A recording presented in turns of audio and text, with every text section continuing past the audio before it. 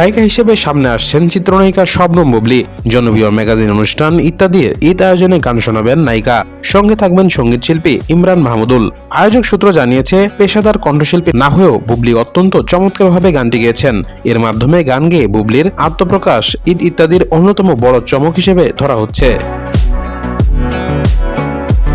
জানা গেছে, গানটির কথা লিখেছেন প্রখ্যাত গীতিকবি কবির বকুল এবং সুর ও সঙ্গীত আয়োজন করেছেন ইমরান মাহমুদুল। গত 24 জানুয়ারি বাংলাদেশ চীন মৈত্রী সম্মেলন কেন্দ্রের বহিরাঙ্গনে নির্মিত ইত্যাদির বিশাল সেটে গানটির চিত্র ধারণ করা হয়।